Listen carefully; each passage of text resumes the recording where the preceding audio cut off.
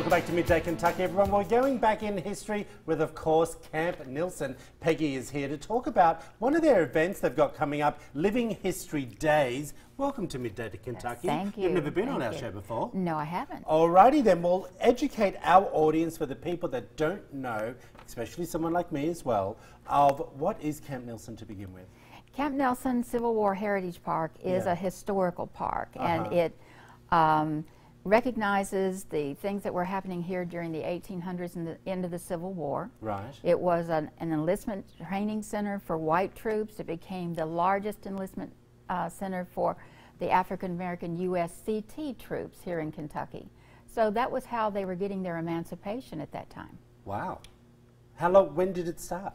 This was placed in Kentucky in 1863 by President Lincoln. Okay. And we had the quartermasters there that were taking care of all the things that had to go on, but that's how it got here. Wow. There's obviously so much history of Camp Nelson. So let's talk a little bit about your event and what inspired you to name it Living History Days. Well, we do not do a battle because there were no battles here. We had battles across the river when they had a training site and supply depot at Camp Dick Robinson, and General Burnside said, I don't want to have another battle. So he moved it across the river into Jessamine County, where you're protected on 3 sides with water, and you've got the northern side protected with fortifications. So there was no battle around us. So we specify that there is no battle here, but we're going to talk about life as was happening then. And we cater to the ladies, giving tours of the Perry White House, which is an antebellum home of that period. We talk about things that the children can do. We have little soldier school for them. We're going to have puppet shows going on.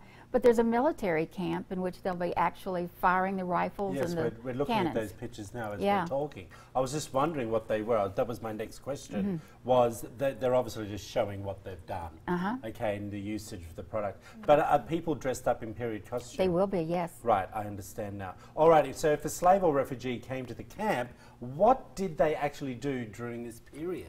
Well, during that period when they first came, they were impressed into the service of the U.S. Army, meaning the Army put them to work but didn't pay them. And so they were a slave in the U.S. Army primarily. So at that time, an owner could come and say, well, I need Ben, Mary, Rufus back at my plantation, back at my farm. The depot commander, because there was no policy, said, go ahead, take them. And he could take them home. They could run away and come back again, and he'd say, oh, wait a minute, I'm keeping Mary. She's a good cook, and Ben is great with my horses, and I don't have any problems with Rufus here, and he's going to stay and work in the stables. So then he had to pay that slave owner $16 a month for the loss of the use of his slaves. Really? And then when they were there at Camp Nelson, they could be emancipated when they joined the USCT, the U.S. Colored Troops. And so thousands of African American slaves got their freedom through emancipation by joining the USCT, even after the war. That's amazing. Well, Peggy, why did the Army expel the families of these troops?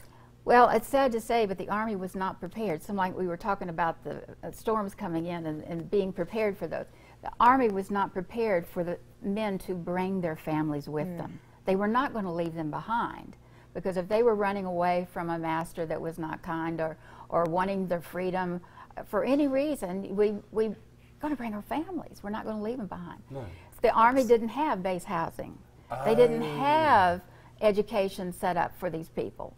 So there was no policy to take care of family members. So what did they do? They would expel them from the camp. But where would they go? Yeah, they would go into Nicholasville or across the river into Garrett County, but they kept coming back. So and they allowed them in?